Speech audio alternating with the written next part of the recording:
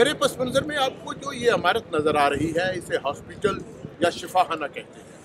यहाँ कोई अपनी खुशी से नहीं आता, बल्कि हर कोई अपने मर्ज़ के इलाज के लिए किसी मसीहा की तलाश में यहाँ आता है।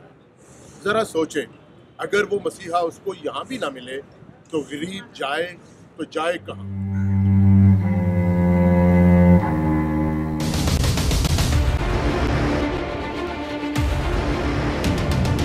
पहली नज़र में ये गुमान होता है कि हमारे यहाँ सियासी गहमा गहमी अरूज पर है।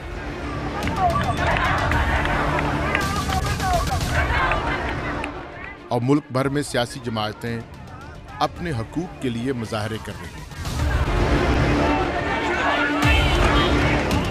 लेकिन ऐसा बिल्कुल नहीं। ये मनाज़र जो आप देख रहे हैं किसी सियासी धरने या मुजाहरे के नहीं, बल्कि कौम के मसीहाओं के हैं,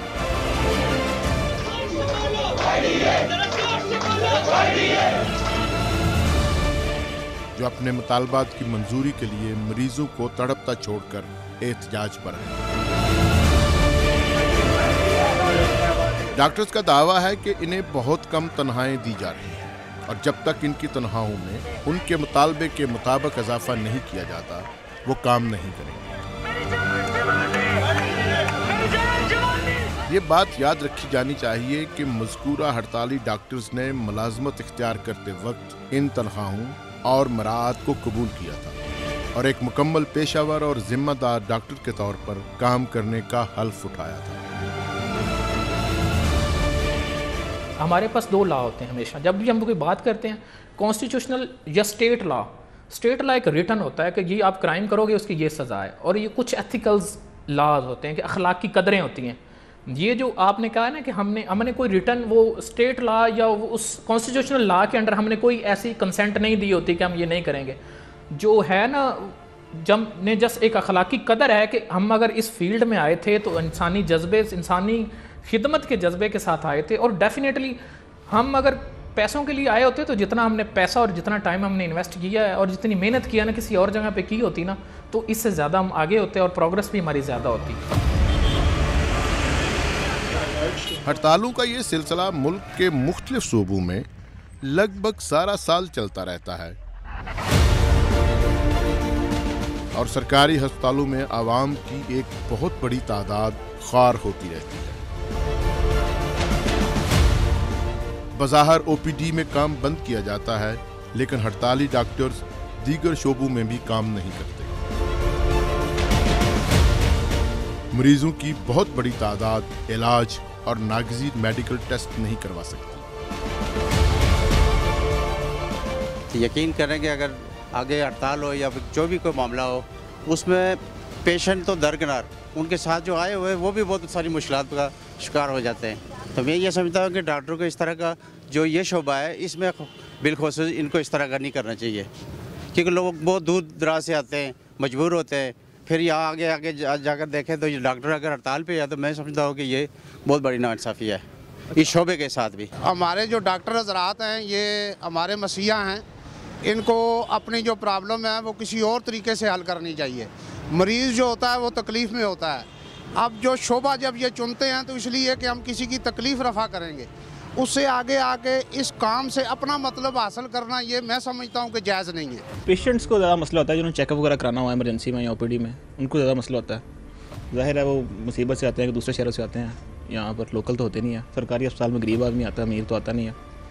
गरीब आदमी को ज़्यादा मसला है, अमीर तो चला जाता है प्राइवेट अस्पताल में।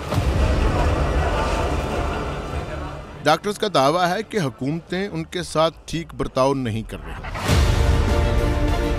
और पंजाब के डॉक्टर्स खैबर पख्तूनख्वा के डॉक्टर जैसी सहूलियात चाहते हैं। सिंध के डॉक्टर्स को पंजाब के डॉक्टर्स बेहतर नजर आते हैं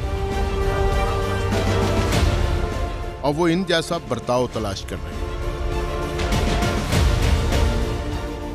इस गवर्नमेंट ने कोई कसर भी नहीं छोड़ी कि हम ओपीडी क्लोज कर लें, क्योंकि उसके बाद भी आप लोगों ने देखा होगा, आपके मीडिया पे चला है कि गवर्नमेंट ने सब मुतालिबात मान लिए हैं, लेकिन अगर आप आज भी जाएं तो किसी डॉक्टर को पिछले 6-7 महीनों की तनख्वाह अभी तक इनके उसमें अकाउंट में नहीं आई, वो अब भी बग़ैर तनख्वाह के काम करें। तो आप मुझे बताएं कि किस तरह आप किसी से 6-7 महीने बग़ैर तनख्वाह के काम कर रहे हैं, क्योंकि क्या उस डॉक्टर्स के राइट्स नहीं है? फिर क्या उसको ये जस्टिफाइड नहीं है कि 8वें-9वें महीने पे वो फिर OPD से बस पिन ड्रॉप जो है कलमचोर हड़ताल करके निकल आए?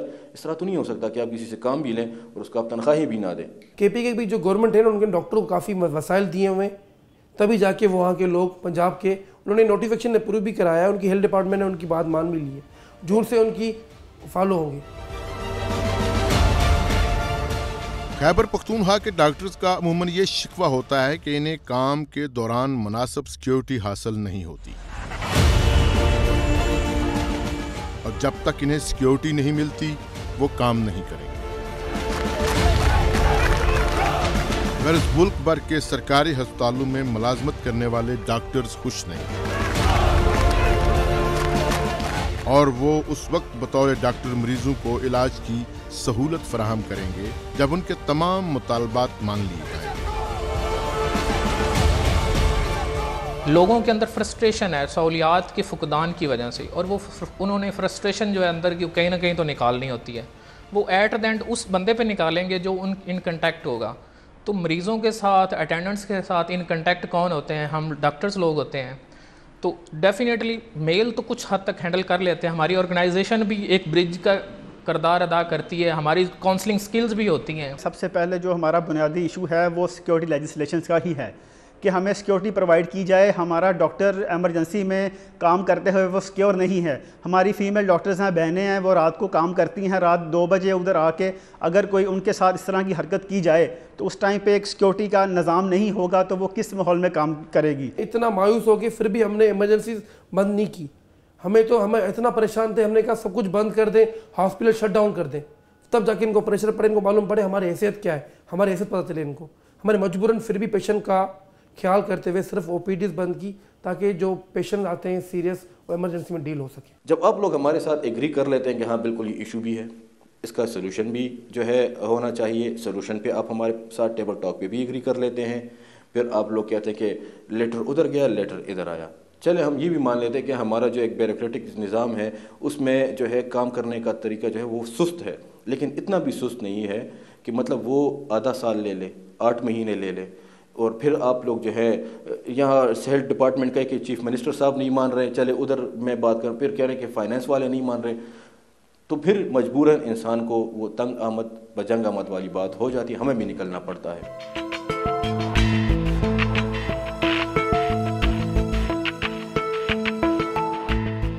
हम इन्वेस्टिगेट्स की टीम इस बार अवामी मफाद के इस अहम इशू की तफ्तीश की गर्ज से निकली कि मुल्क के मुख्तलिफ सूबों में हड़तालें क्यों की जाती हैं, डॉक्टर्स और पैरामेडिकल स्टाफ किस हद तक कसूरवार हैं, हुकूमतें किस हद तक कसूरवार हैं, और सबसे बढ़कर हड़तालों के दौरान इंसानी जानों के ज़या की जिम्मेदारी किस पर है? हुकूमतें जिम्मेदार हैं या डॉक्टर्स? डॉक्टर की जितनी भी हड़ताल हैं वो सारी की सारी बेमकसद, बेमानी और फजूल हैं। इससे गरीब आवाम सिर्फ और सिर्फ रुल रही है, बर्बाद हो रही है, फुटपाथों पे आ गई है। इनकी हड़ताल की वजह से इतने एक्सीडेंटल जो इमरजेंसी हैं वहाँ पे एक्सीडेंटल अमवात हो जाती हैं, बच्चों को ट्रीटमेंट नहीं मिलता। उन बच्चों का कसूर क्या है जो अभी जिनकी ज़बान नहीं है, लेकिन वो बेचारे हॉस्पिटल में ऐसे बेचारे जान दे देते हैं इन हड़तालों की वजह से, और इनके ऊपर कोई असर नहीं होता। जब डॉक्टरों की हड़ताल होती है तो बहुत मुश्किलात होते हैं। मैं अभी भी बुरे वाला से आया हूँ, भाई को मैदे की प्रॉब्लम है, वो काफ़ी उनको ज़्यादा मसला बना हुआ है। हम इधर पहुँचे हैं तो पता लगा जी कि ये हड़ताल है, हड़ताल की वजह से बंद है। हम तो गरीब बंदे हैं, इतनी दूर से आए हैं, अपना किराया बड़ी मुश्किल से जमा करके आए, आगे से ये पता लग रहा है कि यहाँ हड़ताल है। डॉक्टरों की वजह से हड़ताल तो तब भी होती है जब डॉक्टर देखभाल नहीं करते। ठीक है, देखो मरीज चले जाता है, वार्ड बॉय नहीं आता, स्टेचर नहीं मिलता, और जब खज्जल ख़राब होता है वो कहता है कि या अल्लाह मुझे मौत ही आ जाए, इससे अच्छी तो यही है। ठीक है, जब वार्ड में होते हैं तो वार्ड में भी बस थोड़ा सा कंप्रोमाइज़ होता है, वो भी कोई नहीं। नर्सें तो ऐसे फिर रही होती है जैसे बदामी बाग में आई हैं। ये हड़ताल कर देते हैं, हम लोग मजबूर है, गरीब लोग हैं, किधर जाऊँ। रास्ते बंद हो जाते हैं, खाना पीना भी बंद हो जाता है, क्या करूँ। हम अभी 5,000 गाड़ी का दे के आए हैं और डॉक्टर यहाँ पे हड़ताल कर लेते हैं, मरीज़ को मरीज़ ही नहीं समझते और हमें बहुत ज़्यादा मुश्किलात का सामना करना पड़ता है ना। हड़ताल हो जाती है ना, कभी ये आज नहीं आना कल आना, कल हम लोग किधर से बचा फिर गाड़ी करके आए, कल आएंगे ना, परसों का ये अल्ट्रासाउंड है आपका, परसों की डेट डाल गई है, हम लोग बैठ के सुबह के आए हुए हैं। आए दिन ये डॉक्टरों की हड़ताल, ये मसले बने हुए हैं, कभी कोई किस पॉइंट पे हड़ताल कर रहा है, कोई किस मौजू पे कर रहा है।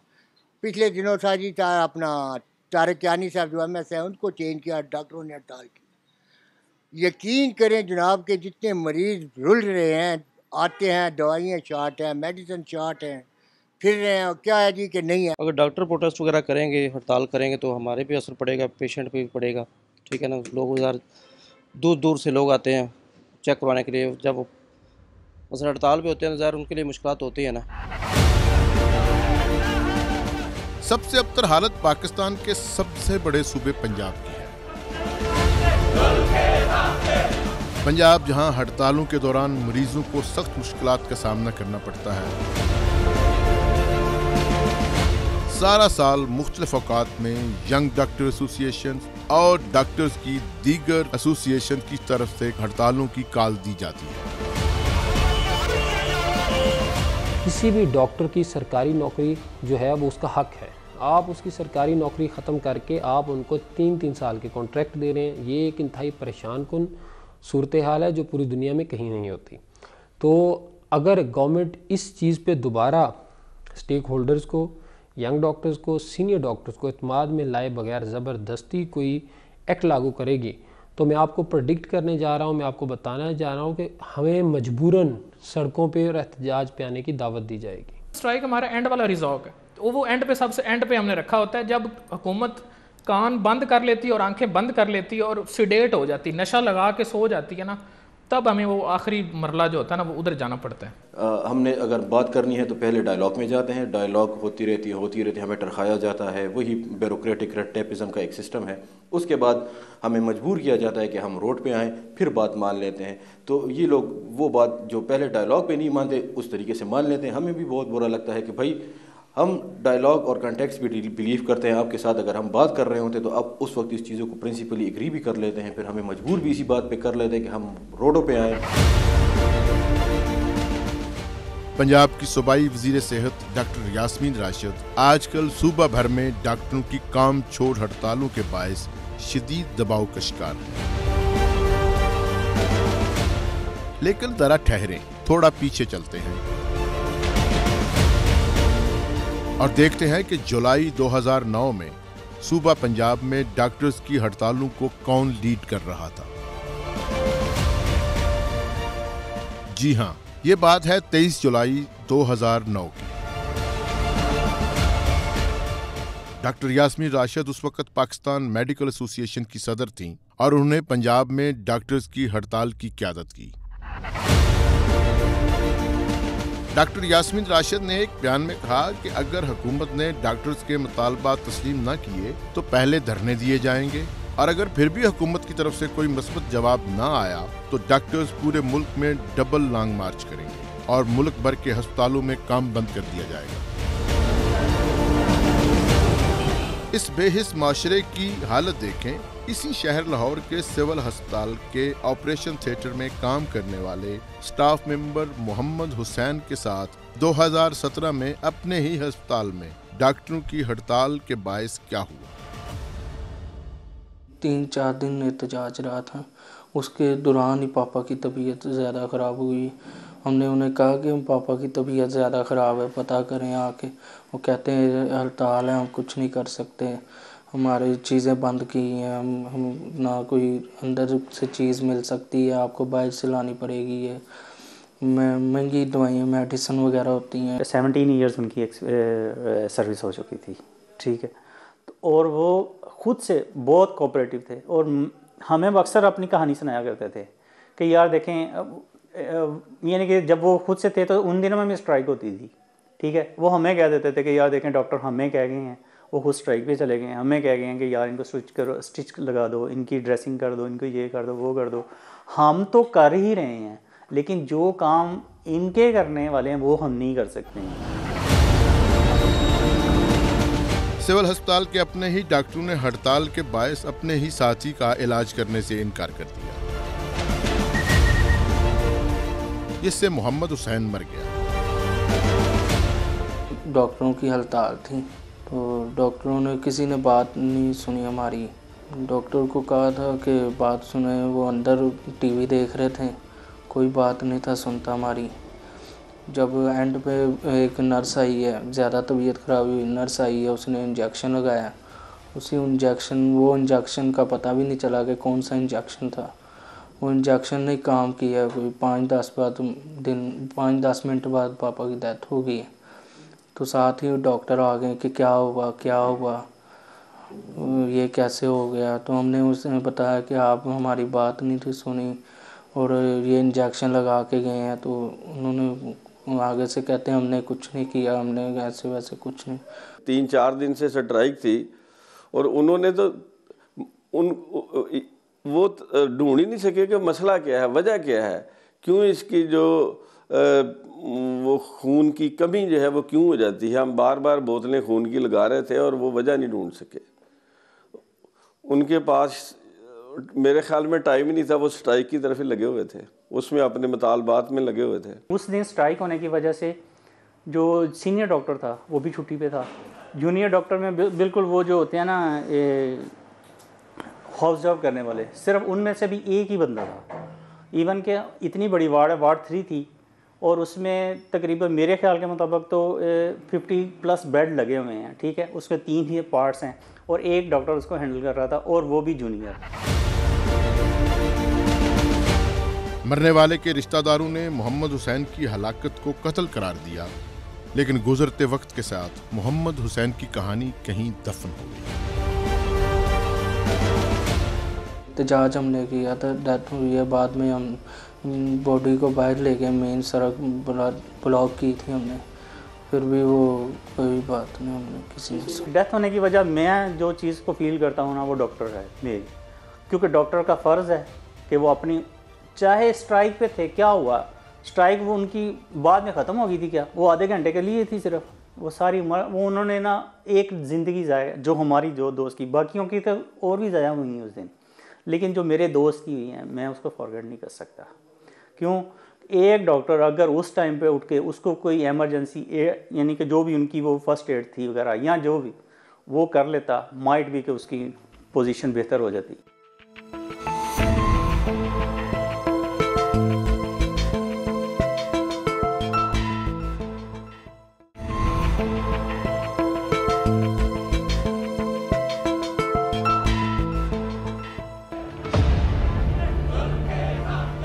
मुल्क भर के अस्पतालों में डॉक्टर्स की हड़तालों का सिलसिला 2006 से जारी है, जो कभी एक सूबे में चल निकलता है तो कभी दूसरे सूबे में शुरू हो जाता है।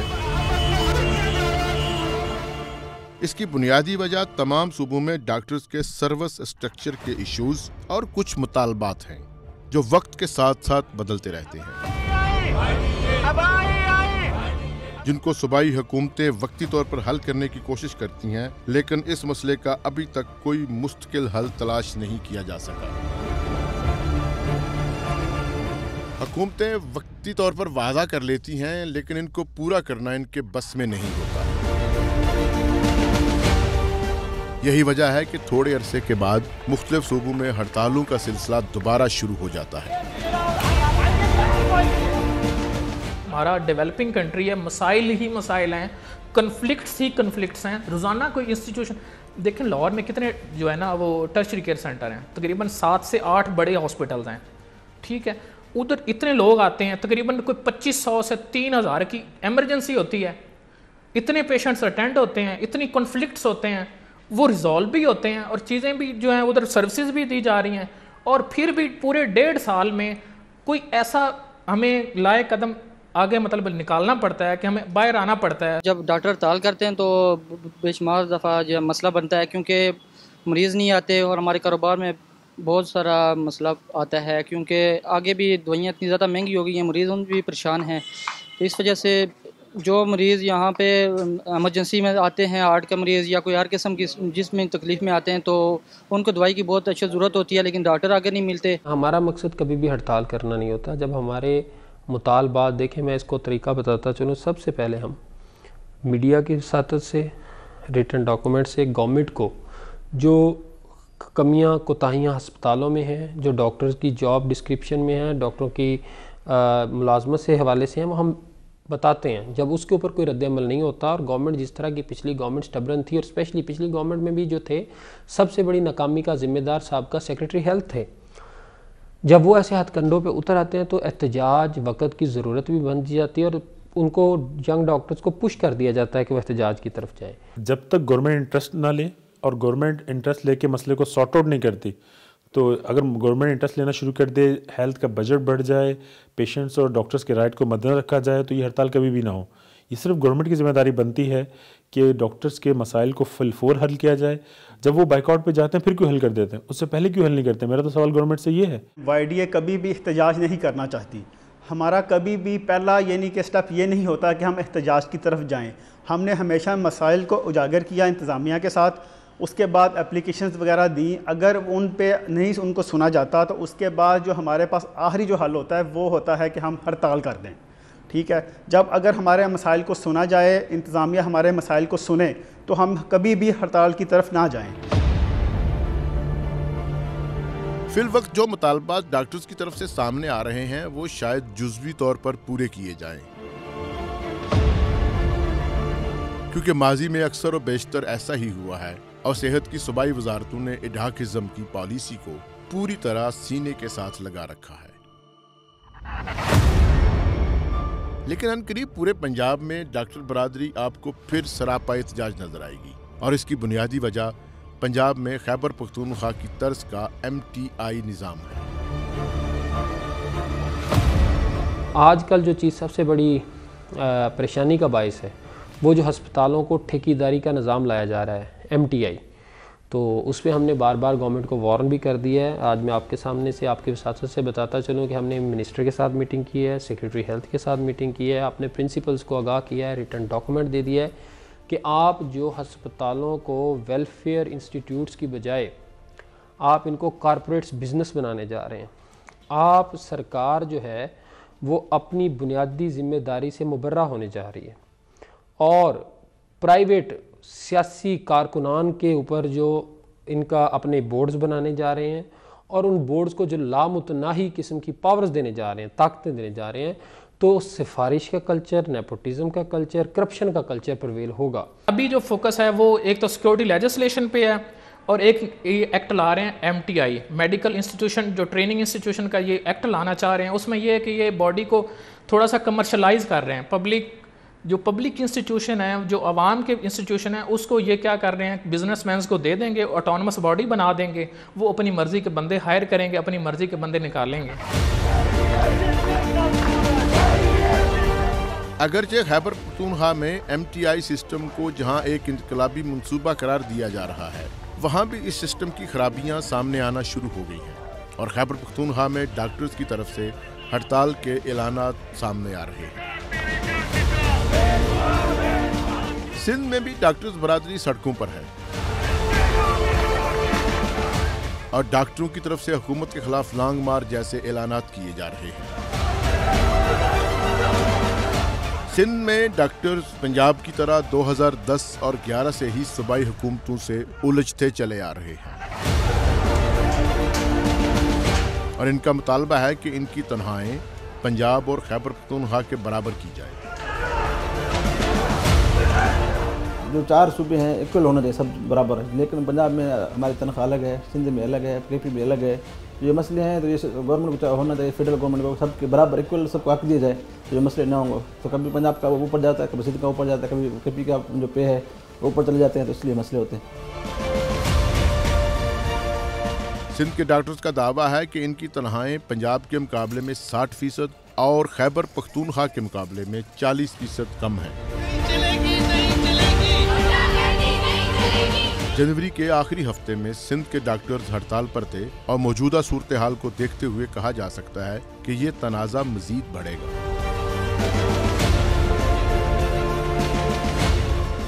हमारी जो है सैलरी श्रीलंका, नेपाल, भूटान से भी कम है, ये भी आप छोड़ दें। अब हमारी सैलरीज KPK की पंजाब से भी कम है। इन्होंने कहा था कि हम पूरे पाकिस्तान में KPK सबसे ज़्यादा दे रही है। पिछले हफ्ते हम गए थे पंजाब, उनकी सैलरी स्लिप मैं लेके आया हूँ, मुझे अभी मेरे पास है नहीं, मैं आपके साथ शेयर करूँगा। KPK की डॉक्टर्स की सैलरी उनसे भी कम है। हम नहीं कहते हमारी सैलरी बढ़ा लें, मुल्क अभी माली खसारे में है, हम नहीं कहते, लेकिन हुकूमत को भी ये नहीं कहना चाहिए कि हम ज़्यादा तनख्वाहें दे रहे हैं, हम ज़्यादा मराद दे रहे हैं। भाई किधर दे रहे हो आप? तो हम तो पंजाब से भी पीछे हैं। हम कभी नहीं चाह रहे कि हम जो है हड़ताल पे जाएँ, हम पेशेंट को सफ़र करें। Health department, Sindh government, Bilawal Zardari साहब, चेयरमैन आसिफ जरदारी साहब इसको बोलते हैं कि जो मसले हैं वो सीधे तरीके हल होते जाएँ, जैसे दूसरे सूबे में होते हैं, तो हमारे भी ऐसे मसले हल होते जाएँ ताकि हम मतलब हड़ताल की तरफ ना जाएँ। हमारा फर्स्ट मुतालबात ये है कि हमारे हेल्थ अलाउंसेस अदर प्रोविंस के इक्वल किए जाए। दूसरा हमारा अलाउंसेस ये है कि हमारे टाइम स्केल दिया जाए और डिपार्टमेंट्स की तरह। दूसरा इशूज़ ये है कि हमारे हाउस जॉब और PG की जो तनख्वाहें वो पंजाब और KPK के बराबर की जाए। सिंध में हाउस ऑफिसर की तनख्वाह 30,000 है, पंजाब में 50 है। PG की तनख्वाह हमारे पास 65 है, पंजाब में 85 से शुरू होती है 1 लाख तक। सिंध में हमारे जो उनसे मुज़ाकरात थे वो 1 साल से चले आ रहे थे। एडिशनल जो साबिका एडिशनल सेक्रेटरी थे जलालानी साहब, तो उन्होंने उस पर सॉल्व नहीं किया, बल्कि समरी बना के कहते कि हेल्थ सेक्रेटरी के पास चली गई है, हेल्थ मिनिस्टर के पास चली गई है, तो वो टाल मटोल करते रहे। फिर हमने एक प्रेस कॉन्फ्रेंस के जरिए उनको अल्टीमेटम दिया कि पेशेंट हम सफ़र नहीं करना चाह रहे, हमारी स्ट्राइक से OPD से पेशेंट सफ़र होते हैं, आप इस मसले को पहले हल करें। लेकिन उन्होंने कान नहीं दे रहे। जब हम OPDs के बाइकआउट पे गए तो उसके बाद 3 दिन में मसला सॉल्व हो गया। तो कहने की बात है कि गवर्नमेंट को ये देखना चाहिए कि पेशेंट सफ़र नहीं होने चाहिए, OPDs का बाइकआउट नहीं होना चाहिए, इनके मसले पैदा ही नहीं होने चाहिए, तो सॉल्व तो दूर की बात है। तो ये इस हुकूमत का जिम्मेदारी जाती है कि जो भी बार बार ये स्ट्राइक हो रही है। सिंध की डॉक्टर बरादरी के मसाइल अपनी जगह, लेकिन किसी को ये हक नहीं पहुंचता कि अपने मुतालबात के लिए एक बेगुनाह को मरने दिया जाए। इस सूरत हाल में मसीहा की गफलत के बायस कोई मरता है तो यकीनन मरने वालों के प्यारे इसे कत्ल करार देंगे। जब तक हमें हमारा हक नहीं मिलेगा हम लोग कुछ भी नहीं करेंगे, भले मर जाएं, भले मर जाएं। डॉक्टर्स बरादरी के मसाइल अपनी जगह, लेकिन अगर ये मसाइल किसी मरीज की जान से मुकद्दम हो जाए और मरीज की जान चली जाए तो क्या ये इक़दाम कत्ल नहीं? ज़रा सोचे। उनसे पूछा गया कि बंदे मर रहे हैं यहाँ पर, और उन्होंने ये जवाब दिया, बड़ा दुख हुआ ये बात सुनकर कि उन्होंने ये कहा कि मरते हैं तो मरने दो इनको। वो पहले बोलते हैं OPD में आओ, OPD में आए तो डॉक्टर ही नहीं है, तो अब बताओ उनके टांके कौन लगाएगा? तो वो उनका ब्लड निकले जा रहा है, तो क्या करें उनको? स्टूडेंट हुए और OPD के लिए आए हैं, हर रोज़ाना आते तंग करते भेजते हैं, जाओ बाहर जाओ अंदर आओ, डॉक्टर नहीं है। अब मेरे पेशेंट हैं वो हमने चेक करवाना था आज OPD के लिए, तो लेकिन डॉक्टरों की हड़ताल की वजह से, उनकी स्ट्राइक की वजह से हमारे एक तो सुबह से शाम तक हमारा पूरा होल डे जो है वो वेस्ट हो चुका है कि वेटिंग और साथ कोई ट्रीटमेंट, कोई ऐसा कोई अल्टरनेट सिस्टम नहीं है जिसमें हम अगर वो स्ट्राइक कर रहे हैं तो हमें पेशेंट्स को ऐसी कोई सहूलियत प्रोवाइड करनी चाहिए जिससे अल्टरनेट वो वे से वो फैसिलिटेट हों।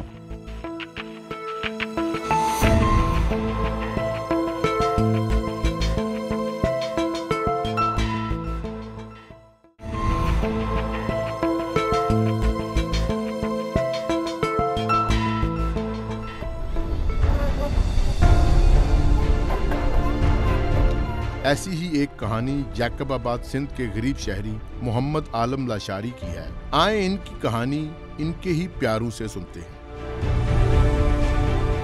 मेरे वालिद साहब का नाम है मोहम्मद आलिम, उम्र उसकी 45 साल और मौत की वजह मेजर अटैक, दिल का हार्ट अटैक। 29 जनवरी सिविल हॉस्पिटल जकमाबाद, तकरीबन टाइम था 10 बज रहे थे। हमें सवारी का इतना कोई नहीं था, रोड भी ख़राब था। इधर से फाटक से ही हमें पुलिस मोबाइल मिली, उसमें डाला मरीज़ को, फिर पुलिस मोबाइल में ले गए उधर सिविल हॉस्पिटल। सूरत हाल यही थी, सिर्फ कंपाउंडर थे, डॉक्टर नहीं थे उधर ही। बोले डॉक्टर कोई हड़ताल वगैरह है, इसके बारे में कोई चले गए, कोई किधर मीटिंग है, किधर क्या है, मरीज़ उधर ही तड़प तड़प के एक्सपायर हो गया। और मरीज़ भी हैं जो बाहर से आते हैं, बाहर वाले लोग आते हैं, परेशान हो जाते हैं, डॉक्टर नहीं होते हैं, फिर कहाँ जाएं वो, मरीज़ को कहाँ लेके जाएं।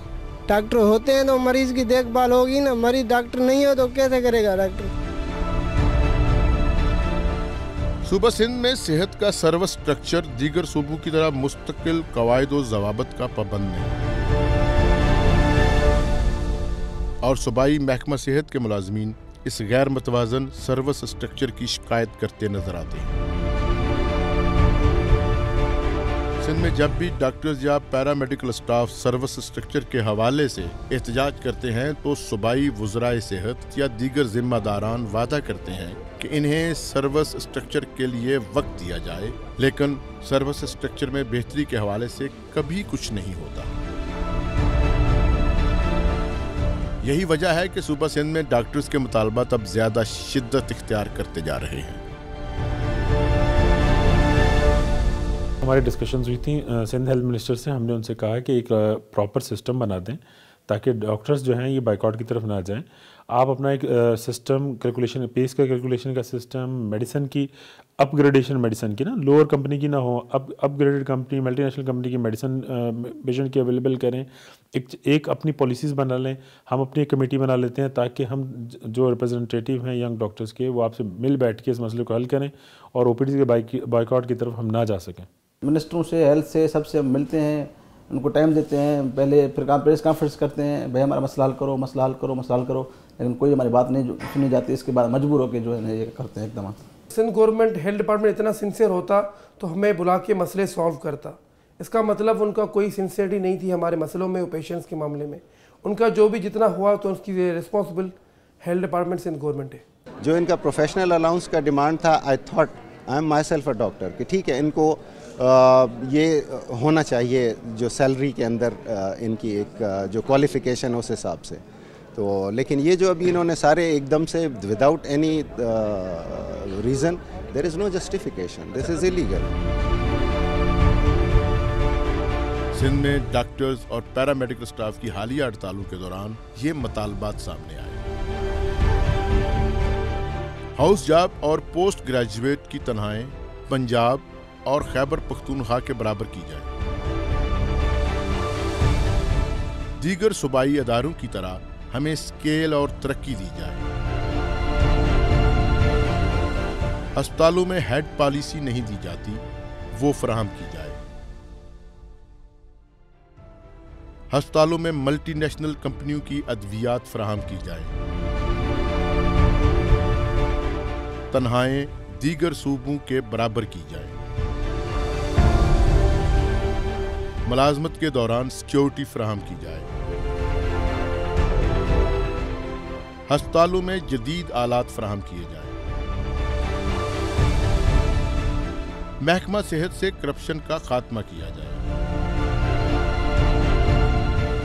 सर्विस स्ट्रक्चर बेहतर बनाया जाए। याद रहे कि सूबा सिंध में सेहत की वजारत साबिक सदर पाकिस्तान आसफ अली जरदारी की हमशीरा अजरा के पास है। हम इन्वेस्टिगेट्स के बार बार राब्ता करने के बावजूद वो इस मौजू पर बात करने को तैयार नहीं। सिंध में डॉक्टर्स की हड़तालों के दौरान भी वज़ीर आला सिंध या दूसरे हकाम ही मुज़ाकरात वगैरह करते नजर आते हैं। सूबाई वज़ीर सेहत इस हवाले से बिल्कुल गैर फाल है। जब मिनिस्टर बना, अजरा पिचो बनी, सेक्रेटरी था उस्मान चाचड़, जो अभी जो चेंज हुआ है, तो अजरा पिचो ने अपने सारे पावर सेक्रेटरी के अपने पास रख दिए ताकि मैं अपने पैसों पे ट्रांसफ़र कराऊं, छोटे मोटे काम पैसों पे बनाऊं, डॉक्टरों को जलील करूं। उनका जो PSA फ़हीम चाचड़ सारे मिले हुए थे। उस्मान चाचड़ को बेचारे ने क्या बोला, हमारे तहरीक के दौरान उसको हटा दिया ताकि डॉक्टर को मालूम पड़े, मीडिया को मालूम पड़े हमने इसको हटा दिया। उसका कसूर ही नहीं था। जब हमने स्ट्राइक की थी, हमें दुख था बहुत। फिर भी हम 3 बार हेल्थ डिपार्टमेंट के पास गए, फाइल ले गए, हमें कोई लिफ्ट नहीं करवाई उन्होंने। बार बार गए, उन्होंने बोला नहीं आप जो करना है आपको। उनके वर्ड ये थे। हमारे वार्ड के जो लोग कंसल्टेंट बनते हैं वो मिडिल ईस्ट से बाहर क्यों चले जाते हैं? वो इन्हीं वजह से जा रहे हैं। आपका ब्रेन ड्रेन हो रहा है, उसकी वजूहत क्या है? आप उनको वो प्रॉपर फैसिलिटीज़ नहीं दे रहे, पे के इंक्रीमेंट्स नहीं दे रहे, फिर इनसिक्योरिटी है, फिर बर्डन्स है गवर्नमेंट हॉस्पिटल्स में। आप आखान की ER देख लें, 24 घंटे में मैक्सिमम 300 से 400 लोग हैं। GPMC की ER देख लें, मोर देन 3000 लोग इंटरटेन हो रहे हैं। तो बर्डन भी ज़्यादा है जो टर्शियरी केयर हॉस्पिटल्स हैं। फिर मेडिसिन की अनअवेलेबिलिटी है, इक्विपमेंट की अनअवेलेबिलिटी है, टेस्ट की अनअवेलेबिलिटी है, और जिसकी वजह से फिर पेशेंट इरिटेट होते हैं, वो डॉक्टर्स पे सारी बात लेके जाते हैं, और फिर आगे बात बढ़ती है, जिसकी वजह से ये लोग यहाँ से निकल रहे हैं और ब्रेन ड्रेन की तरफ जा रहा है। सिंध में हालिया हड़तालों के दौरान कई मकामात से ऐसी खबरें आईं कि OPD बंद होने की वजह से अस्पतालों में लाए जाने वाले कई मरीज दम तोड़ गए। सिर्फ 3 रोज़ा हड़ताल के दौरान 7 अफराद तिब्बी इमदाद न मिलने के बायस इंतकाल कर गए।